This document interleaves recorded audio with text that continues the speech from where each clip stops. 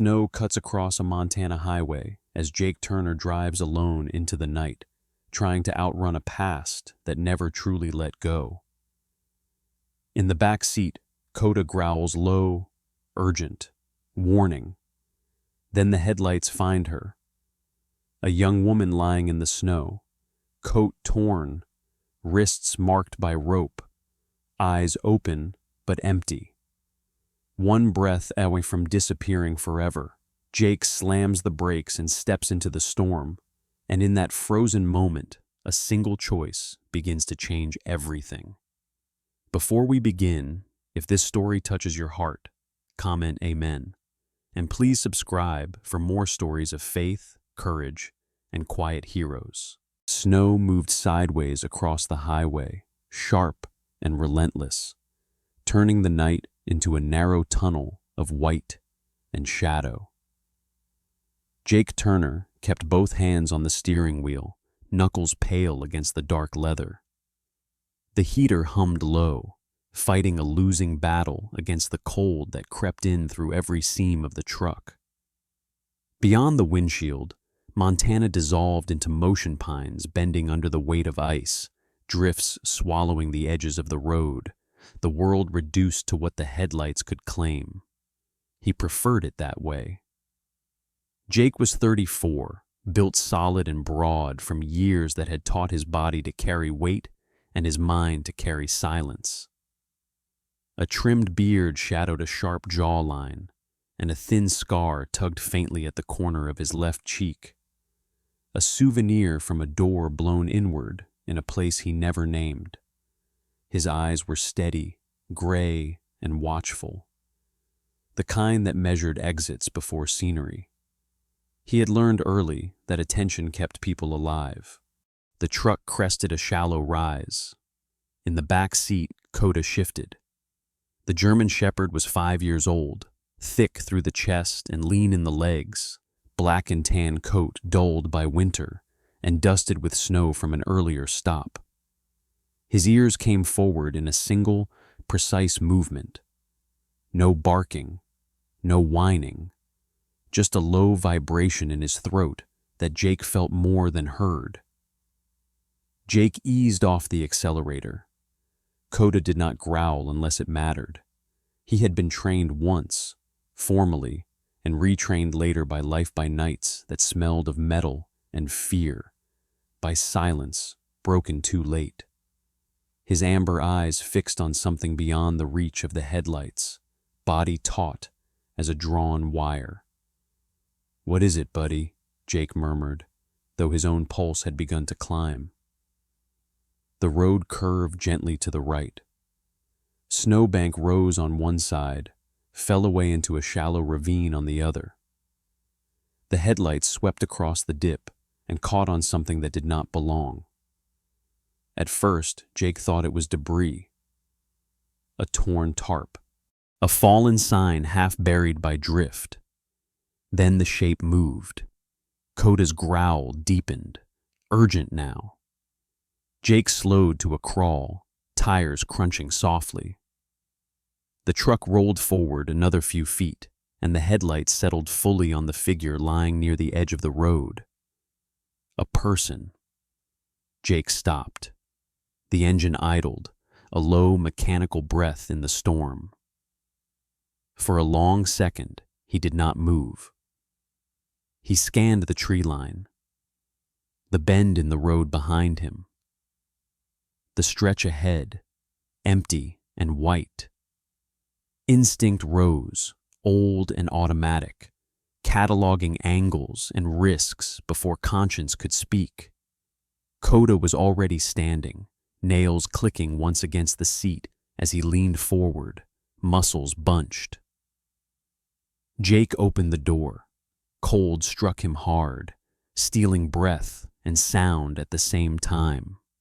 Snow bit at his face as he stepped down, boots sinking into drift. He shut the door softly behind him, a habit he could not break, and approached the figure with measured steps. The girl lay on her side, half curled, coat torn at the shoulder. Dark hair spilled across the snow, stiff with ice. One glove was missing, fingers bare and red, curled toward her chest. Her breathing was shallow, visible only in the faintest rise and fall beneath the fabric. She was young, mid-20s maybe. Pale skin stood out stark against the blood-dark bruise blooming along her cheekbone. Her lips were blue. Jake's gaze dropped to her wrists. Even through the dim light and falling snow, the marks were unmistakable. Raw rings of red and purple encircled the skin, angry and uneven, as if something had bitten down and been yanked away, rope or wire. Jake felt something settle behind his eyes. Heavy, contained. Not panic, not rage. The kind of anger that did not burn hot, but dense and deliberate, waiting. He crouched a few feet away, careful not to crowd her space. "Hey," he said quietly. His voice changed when he spoke to the injured. Lower, slower, the way it had to be when fear hovered close. She stirred. Her eyelashes fluttered, clumped together with frost. A thin sound escaped her throat, more breath than word. She tried to pull back, weakly, as his shadow crossed her. Coda moved first. The dog stepped past Jake and lowered himself into the girl's line of sight, careful and deliberate. He lay down in the snow, pressing his broad, warm body close but not touching, creating a barrier that felt solid without being threatening. His breathing slowed, deep and even, as if he were lending rhythm where hers had forgotten it. The girl's eyes fixed on him. Something in her expression shifted, not relief, not recognition, but a loosening. Fear eased by a fraction, replaced by confusion that was somehow worse. Her gaze slid from Coda to Jake and back again, as if trying to assemble meaning from fragments. "Easy," Jake said, holding still. "You're not in trouble." Her lips moved. No sound came out. She swallowed, throat working painfully, and tried again. A whisper broke free, dry and cracked, barely audible over the wind. I don't..." The sentence fell apart before it began. Jake stayed where he was. He did not reach for her, did not touch. He had learned that hands could be anchors or weapons, depending on how and when they appeared. "That's Coda," he said instead, nodding slightly toward the dog. "He's okay." Coda's tail thumped once against the snow, slow and restrained. The girl's fingers twitched, as if she wanted to reach out, but did not trust herself to do it. Her eyes were wide, dark with shock, and empty. Not glassy, not unfocused. Empty in a way Jake recognized too well, like a room someone had walked through and taken everything with them. A gust of wind tore across the road, lifting snow into the air and blurring the edges of the world. For a moment, the girl disappeared behind a veil of white. Jake glanced up. Far down the highway, through the thickening snowfall, a faint glow flickered. Headlights.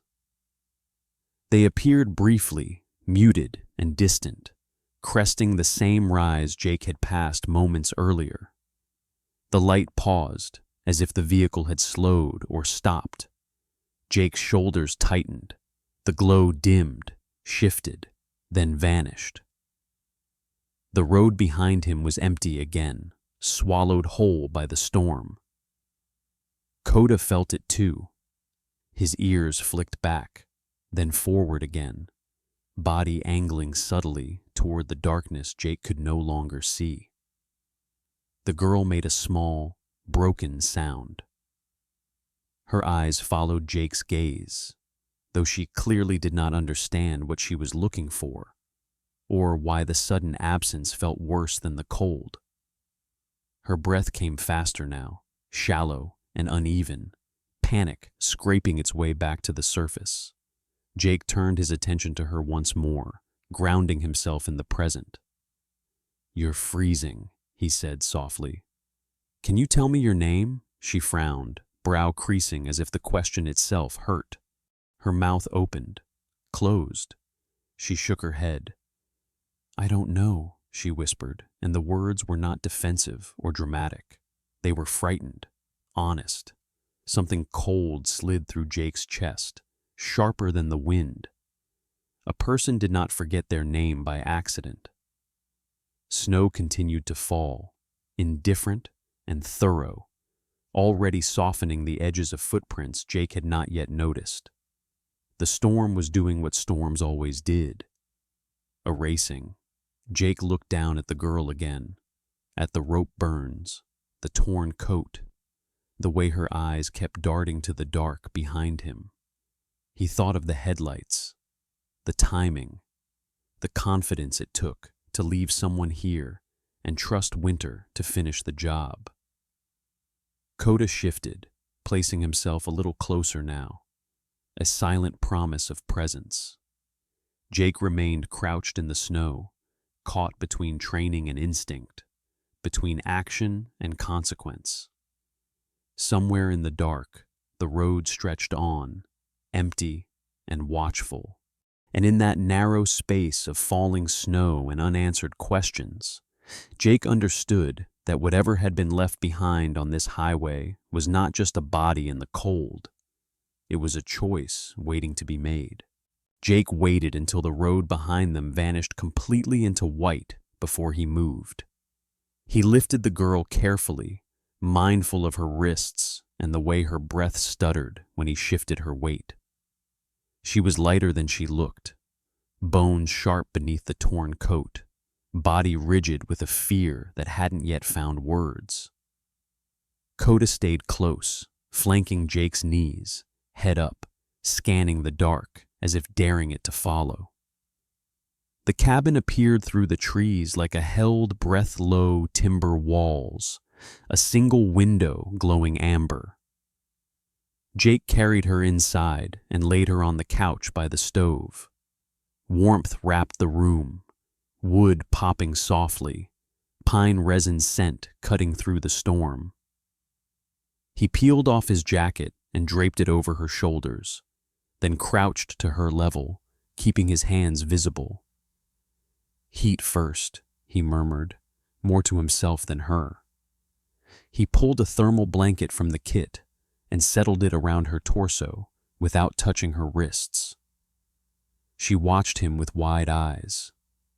Not distrust, assessment, as if she were learning the rules of a place she'd woken up inside. Coda lay down beside the couch, angled so his back blocked the open space.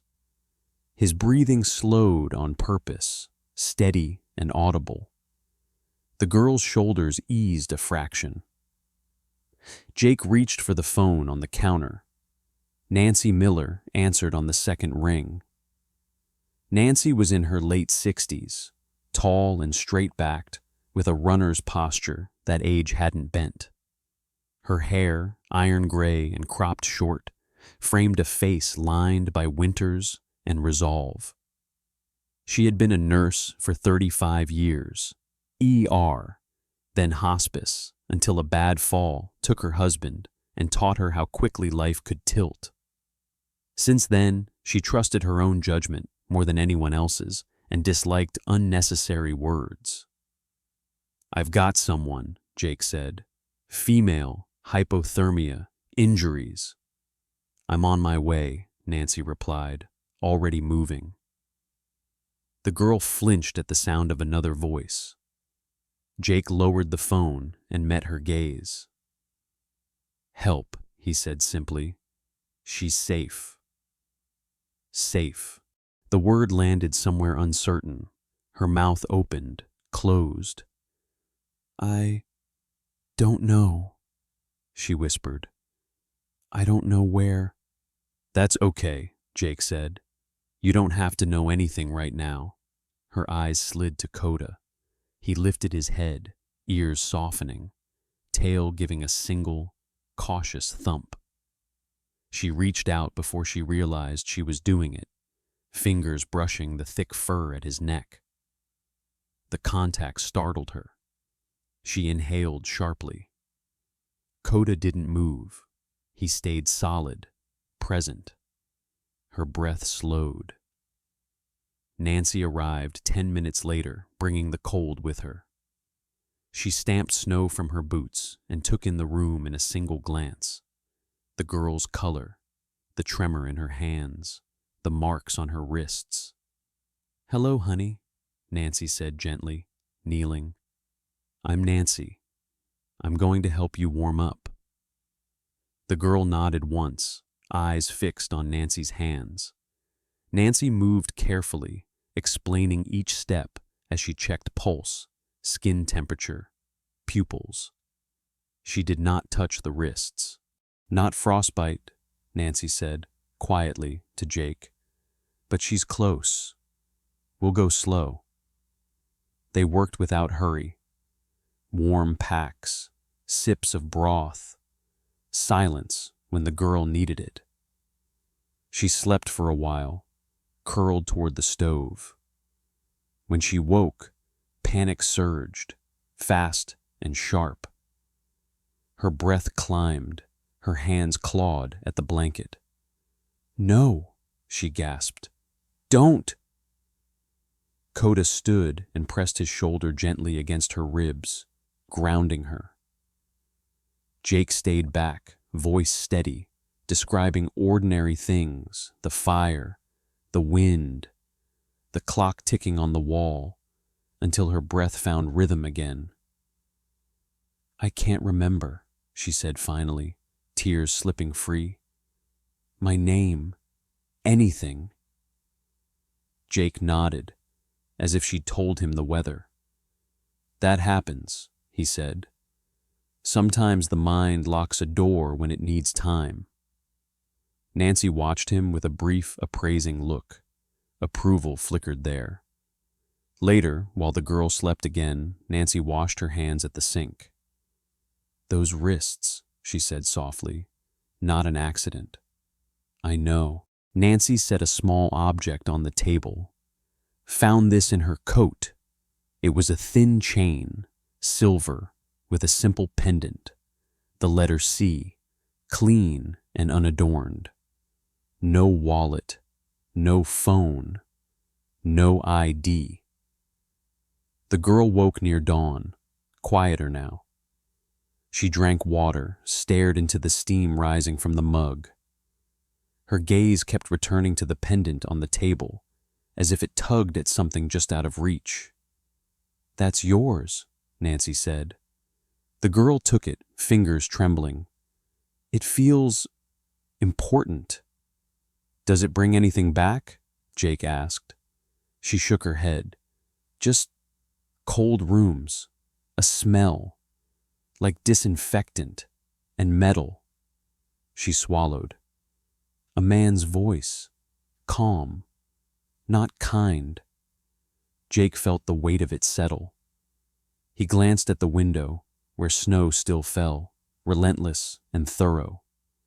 Coda lay at her feet, chin on his paws, eyes half-lidded but listening. I don't think I fell, she said suddenly, certainty breaking through fear. I think I was left. Jake met her gaze and didn't look away. Then we'll figure out why, he said. Outside, the storm pressed on. Inside, the cabin held its breath. Morning arrived without color. The storm had thinned to a fine, persistent snowfall that muted sound and softened edges, leaving the world outside the cabin pale and watchful. Jake drove into town just after 9. He left the girl asleep on the couch, Coda stationed beside her like a sentry carved from muscle and patience. The dog was 5, heavy through the shoulders, muzzle dusted with gray that hadn't been there a year ago. He had learned restraint the hard way by being needed too often, and he watched Jake go with steady eyes, as if filing the route away.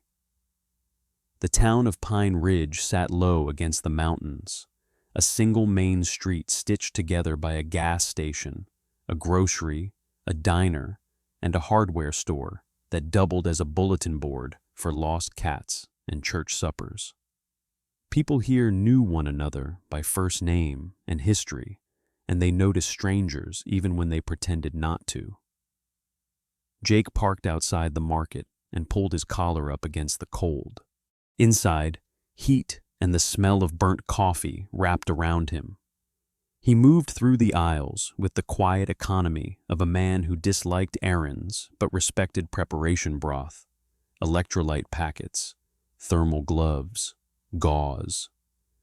At the counter, a small television mounted above the cigarette rack flickered from weather to local news.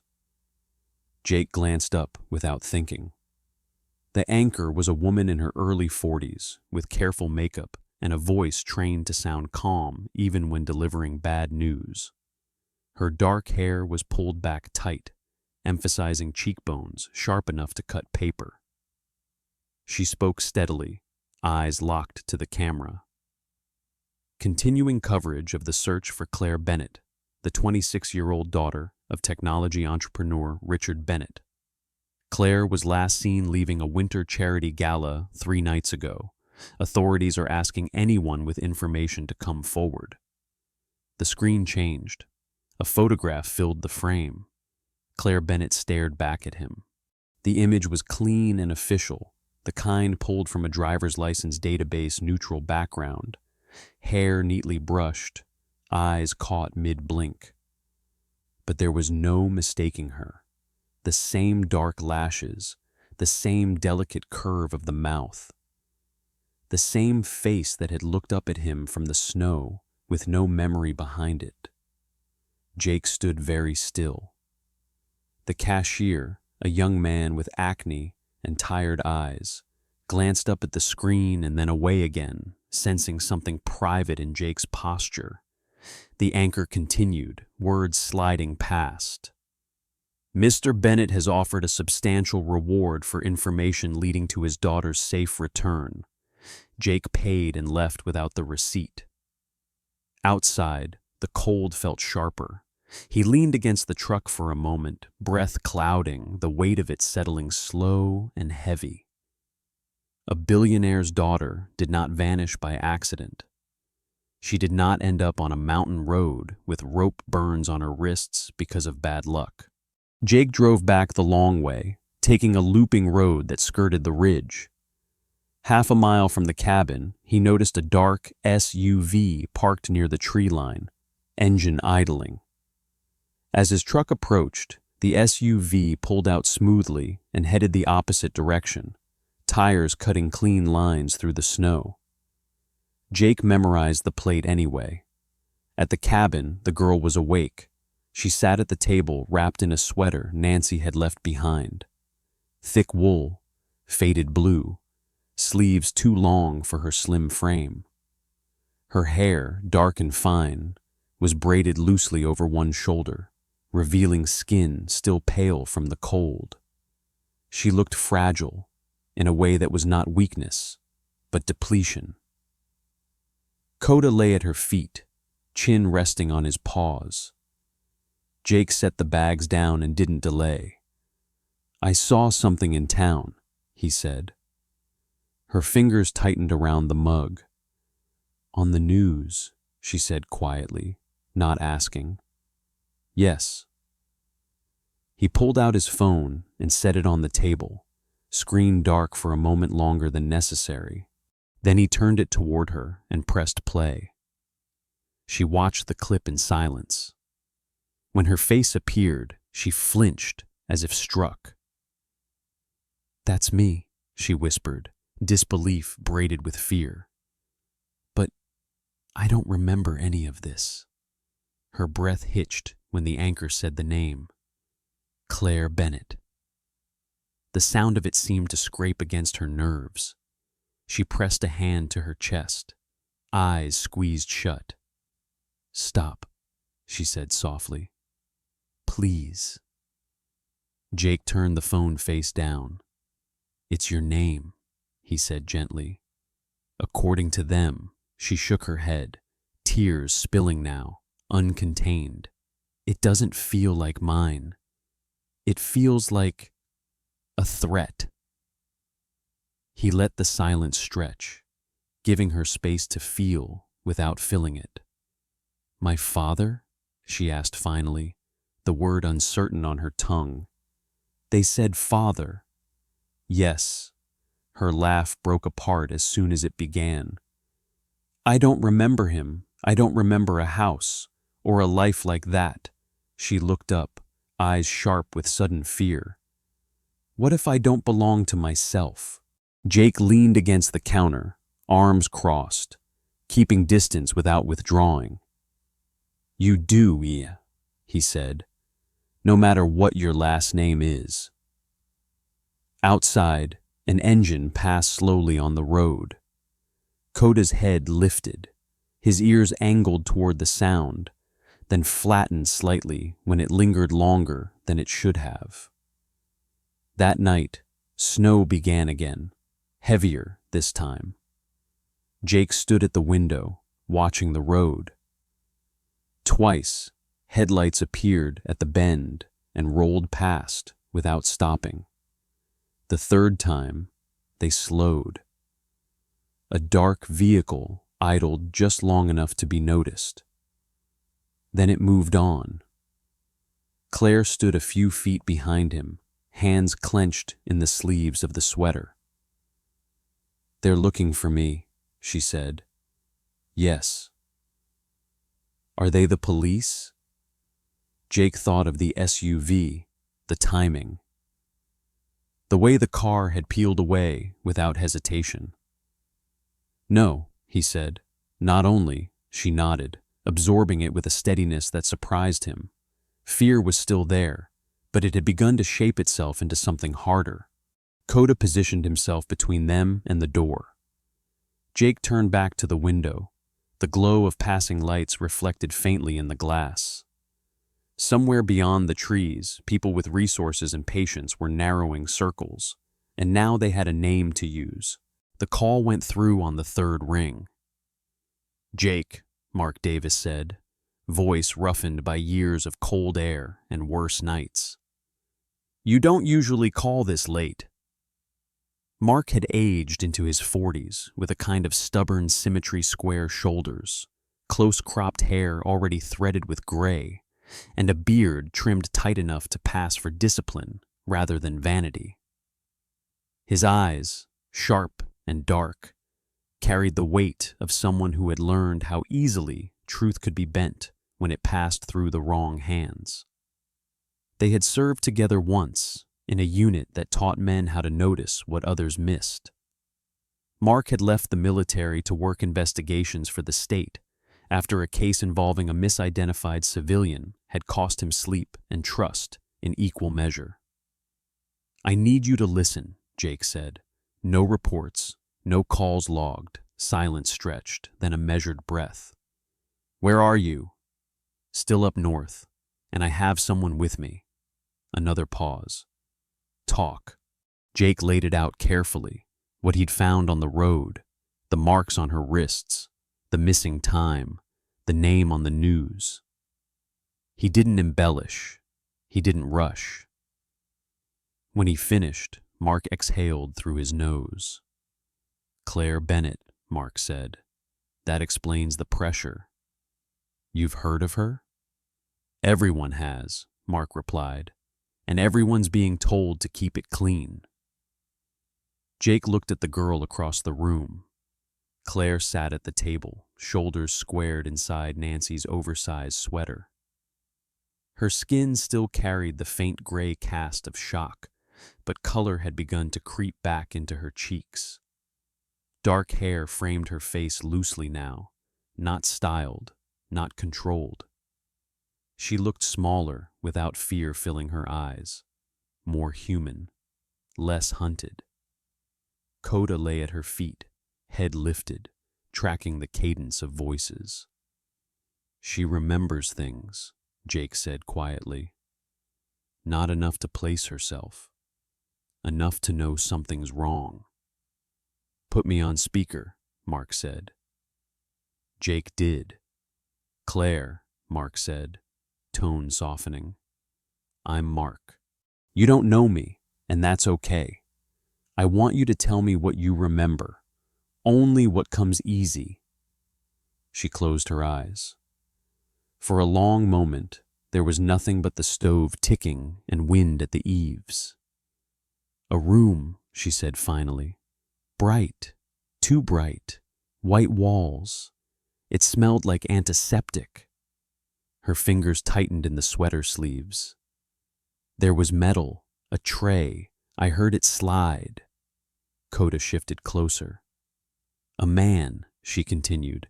He spoke slowly, like he was explaining something simple to a child. He said it would help me sleep, help me forget what was hurting me. Mark's jaw tightened. Did he say a name? No. Claire shook her head. But he wore a watch. Gold. It clicked when he moved his wrist. She swallowed. After that, everything blurred, like pages torn out. Jake felt the pieces begin to line up, ugly and precise. Claire, Mark said, steady.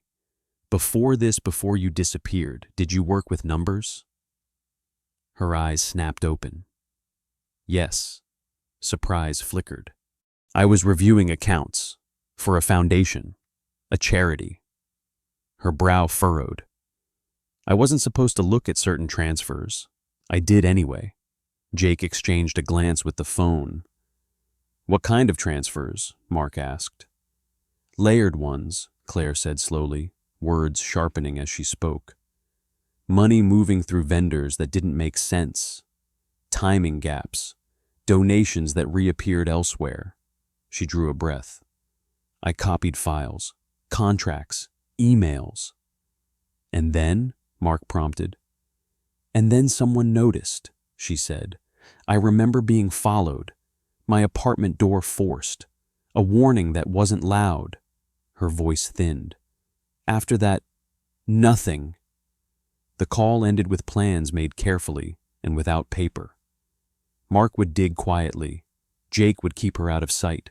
No hospitals, no official statements. Not yet. When Jake hung up, the cabin felt smaller. Outside, Coda let out a low, warning huff and rose to his feet. Jake crossed to the window. Fresh tracks cut through the snow near the woodpile deep tread. Recent. Not Jake's. Not Nancy's. Someone's been here, he said. Claire stood, fear flaring again. But she didn't freeze. She watched Jake's hands, waited for direction.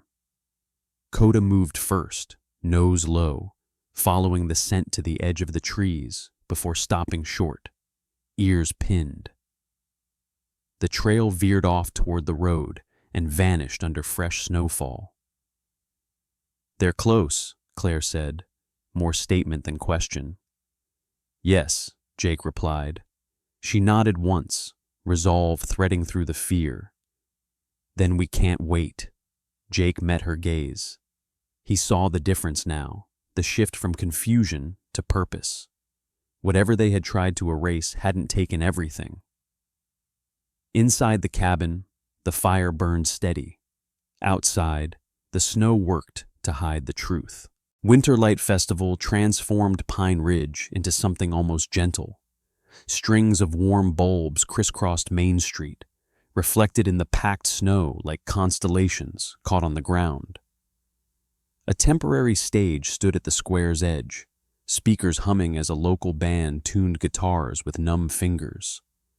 The air smelled of cinnamon, wood smoke, and fried dough comfort layered over cold.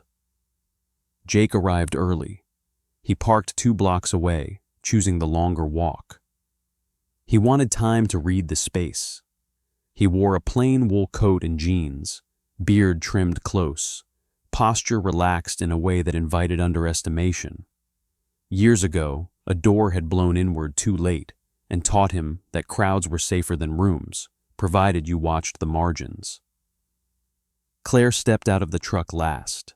She looked steadier than she had the day before, cheeks warmed by the cold, dark hair tucked beneath a knit cap pulled low. She was tall and fine-boned, her movements precise, the kind that suggested a mind used to control even when memory failed it. She held herself as if she'd decided something on the drive and didn't intend to be swayed. Coda took position at her left knee, black and tan coat, brushed and clean. A red bandana knotted loosely at his neck. Nothing official, just enough to mark him as owned and watched. He was 5, thick through the chest, eyes alert but soft. The kind of dog people trusted without knowing why. "Stick to the light," Jake said quietly. "And the sound." Claire nodded. "I won't wander." They merged with the crowd. Volunteers in reflective vests handed out cocoa. Children skated on a makeshift rink, laughter skimming the air. At the stage, a banner for the Bennett Foundation hung beside the town seal, letters clean and generous. A man detached himself from the banner's shadow and approached with a smile calibrated for cameras. Grant Holloway moved like money learned to walk.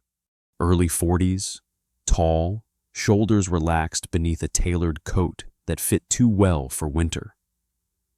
Silver threaded his hair at the temples, and his beard was groomed just enough to suggest intention without effort. His eyes were cool and assessing, smile arriving a fraction of a second before warmth. "Claire," he said gently, as if tasting the name. "Thank God." Claire stiffened. Coda's ears flicked. "I'm Grant," the man continued, extending his hands, palms visible, nothing threatening. "I've been coordinating outreach for the search. We're so relieved." Jake stepped half a pace closer, not blocking, just present. "She's not doing interviews." Grant's gaze slid to Jake, measuring angles. "Of course, I only wanted to make sure she's safe." "I am," Claire said, voice steady. "And I don't remember you." The smile thinned, not gone, adjusted. "Trauma can do that," Grant said. "We have resources." Behind him, 2 men drifted closer, casual as shoppers. One was stocky, with a thick neck, and a beard cut to hide an old scar at the corner of his mouth. The other was lean, clean-shaven, eyes darting. They positioned themselves where the light was poorest. Jake clocked it all. He also clocked the phones lifting, the local cameraman panning. Grant leaned in, lowering his voice. "Why don't we step somewhere quieter?" "No," Claire said. The word landed flat and final. Grant straightened, surprised. "This is for your protection." Jake met his eyes. "Say what you need to say here." The stocky man shifted his weight. Coda responded with a low, unmistakable warning felt more than heard. A child nearby stopped skating, head turning. Grant sighed, patience of a man accustomed to rooms bending. "We're attracting attention." "That's the point," Jake said. Grant's jaw tightened. He tried another angle. "Claire, your father—" "Don't," she said. And for the first time, anger broke through fear. "You don't get to use him." A siren wailed somewhere distant, unrelated, but it rippled through the square. The cameraman zoomed. The banner fluttered. Grant made a decision. "Now," he said softly. The lean man reached inside his coat. Coda moved. He lunged forward, not at the throat, but the base shoulder into knee-controlled violence, taut and tempered. The stocky man staggered. The lean man froze, hand trapped half in, half out, startled by teeth that did not bite but promised they could. Jake pivoted, putting his body between Claire and the men, voice sharp. Back! The crowd reacted gasps, shouts, the sudden widening of space that came when people sensed danger but didn't yet understand it. Phones rose higher. Someone screamed. Grant raised his hands. Easy, he said, louder now. This is a misunderstanding. Jake didn't argue. He guided Claire backward, step by step, keeping the stage at their backs, the lights in their eyes. Coda disengaged on Jake's whistle and returned to heel, chest heaving once before settling. A patrol car nosed into the square, lights flashing. The men melted back into the crowd as if they'd never been there. Grant lingered, smile restored, eyes cold. We'll talk later, he said to Claire. She didn't answer. The band fell silent. Snow began again, light as ash. Jake didn't relax until the patrol stopped between them and the banner. He knew this wasn't finished. He knew the trap had sprung, and it had teeth on both sides. The night did not end with sirens. It ended with movement, quiet, coordinated, inevitable. Jake didn't return to the cabin after Winterlight. He took Claire to a borrowed office above the town library, a place with thick walls and old heating pipes that hissed like tired animals. Mark Davis arrived an hour later, snow crusting his jacket, eyes sharp despite the late hour. With him came 2 federal agents who introduced themselves only once. One was Ethan Cole, mid-40s, tall and angular, hair cropped short with a widow's peak that made him look perpetually alert. His suit was plain, his coat government issued, and worn at the cuffs.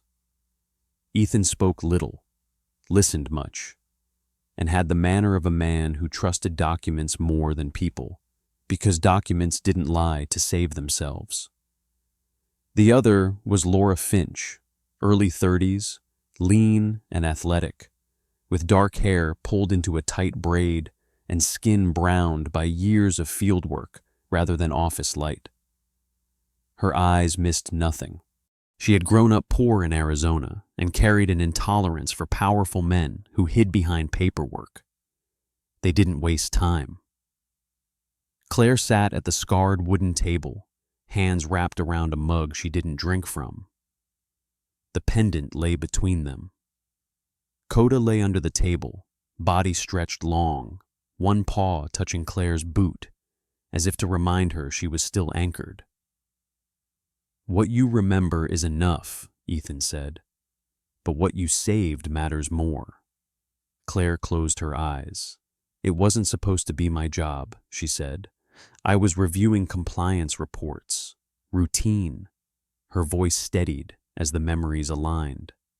I noticed transfers that doubled back.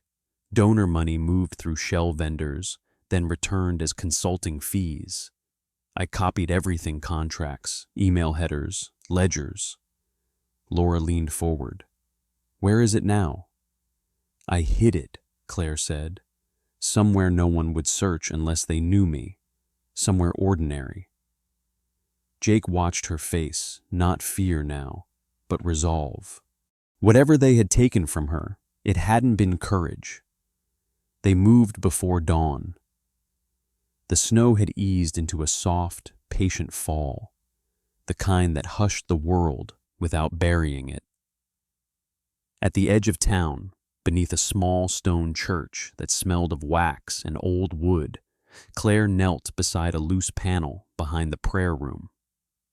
Her hands didn't shake this time. The drive slid free. Inside was a black USB taped to the spine of a thin ledger. Ethan photographed it in place. Laura sealed it in evidence. Mark exhaled for the first time in hours. They didn't wait. By the time Winterlight's banners were being taken down, the federal warrants were moving. Grant Holloway was stopped at a hotel outside town, his tailored calm cracking only when the cuffs closed. His men folded quickly, accounts froze, phones lit up with calls that went unanswered. Claire was examined later that day by a neurologist flown in from Helena, a compact woman with silver-framed glasses and a voice that held authority without sharpness. The diagnosis was what Mark had expected: drug-induced amnesia compounded by acute trauma. Treatable, temporary. Recovery would take time. So would trust. Richard Bennett arrived 2 days later, stepping into the cabin with the careful stiffness of a man used to control and unused to helplessness. He was in his early 60s, tall, broad-shouldered, hair iron gray, face carved by boardrooms and regret. His eyes found Claire and broke. She let him hold her. It was not instant. It was not perfect, but it was real. When he left, it was with gratitude and understanding that his daughter's safety no longer depended on gates and guards. Spring came quietly. Snowmelt traced silver lines through the forest. Claire stayed. She slept without waking to panic. She helped Nancy organize the clinic's books, numbers falling into place like old friends. Her memory returned in layers, faces before names, feelings before facts, until one morning she laughed at something small and startled herself with the sound. Jake fixed the fence, replaced the warped doorframe, learned how to cook something other than stew. They did not rush anything. On a pale morning, with snow drifting light as breath, Claire stood on the porch. Jake joined her, close enough to share warmth, far enough to leave space. Coda lay at their feet, 5 years old and solid as promise, eyes half-lidded, listening to the world without fearing it. Claire reached for Jake's hand. He didn't pull away. The truth had come to light. The snow had kept it long enough. Sometimes miracles don't arrive with thunder or blinding light. Sometimes they come quietly, in the form of a stranger who chooses to stop, a loyal dog who refuses to leave, or a moment when truth is protected instead of buried. In our daily lives, most of us will never face blizzards, kidnappers, or hidden crimes. But we all face fear. We all face exhaustion. And there are moments when doing the right thing feels heavier than walking away. This story reminds us of something timeless. God does not always remove the storm. Sometimes He sends help into it. If this story touched your heart, let it be a reminder that kindness matters, that courage can begin with a single choice, and that no act of goodness is ever wasted. Please share this story with someone who needs hope today. Leave a comment and tell us where you're watching from. Your words may encourage someone more than you know. And subscribe to the channel if you believe stories of faith, compassion, and quiet heroes still belong in this world. May God bless you, protect you, and walk beside you. Through every storm, every doubt, and every unseen miracle ahead.